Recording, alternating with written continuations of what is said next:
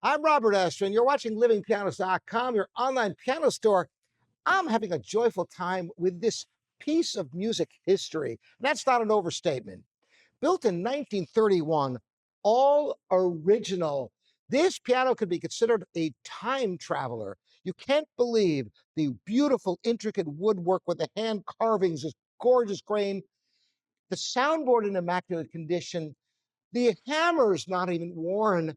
The piano, do you realize if you had a piano like this in your home and you just had it near a window and the sunlight would destroy the furniture in a matter of months? And this was made in 1931, almost 100 years ago. You got to hear the sound. And by the way, I'll get into the rest of these ivory keys. You can't believe they're ivories. They look, I mean, to me, they look perfect. I would never say perfect, but my gosh, but listen to some music and stay to the end because I'm going to play some flamboyant little intersection of a Chopin, the G minor ballade. I'm going to start with more subtlety because it's the subtlety of expression that really separates a good piano from a great piano. So we're going to start off now with a little bit of Bach. This is Beret from his Fifth French Suite, the G major French Suite.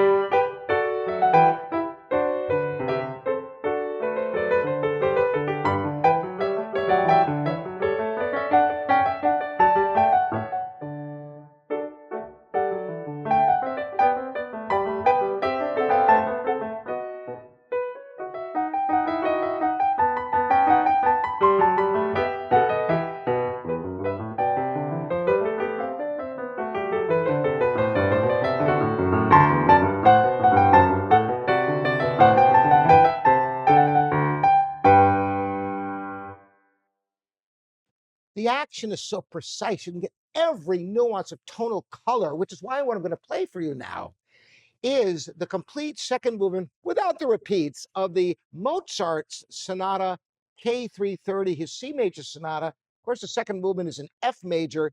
Listen to the tonal change during the minor section. It's remarkable. And this is really, you wonder, why do people spend $100,000 to get a new hand-built piano like this? Well, it's the variety of tone and the expressive possibility. Listen to this. I think it'll click as soon as you hear it.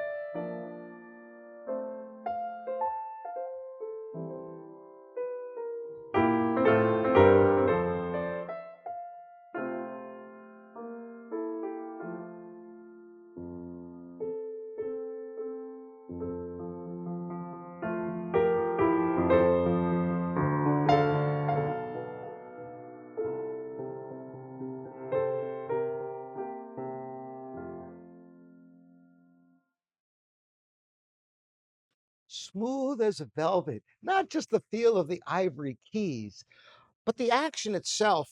Some pianos, you ever find you sit down at some pianos, they feel kind of stiff and you have to put a lot of energy to get the sound out. Not so with this piano, and yet it doesn't have that bright metallic edge the way you get out of so many Asian pianos. So now I promised you some Chopin. Listen to this intersection of the G minor ballade, Chopin's first ballade.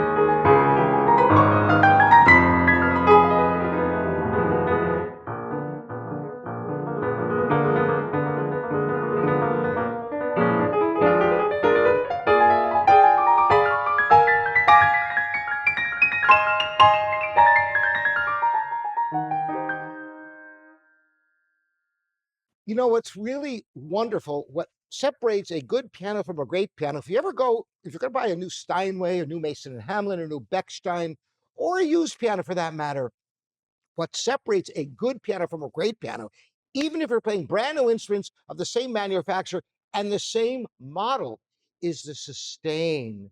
When you have a piano that the tone life is longer, you can get that illusion of a singing line. Yes, illusion. The piano is not capable of a true singing line because every note is fading away as soon as you play them. This piano, that sustain is so long and rich all the way to the top octave. What a pleasure. And leave the comments here at livingpianos.com. We are your online piano store with free delivery in the United States and global delivery available. We'll see you next time. I'm Robert Estrin.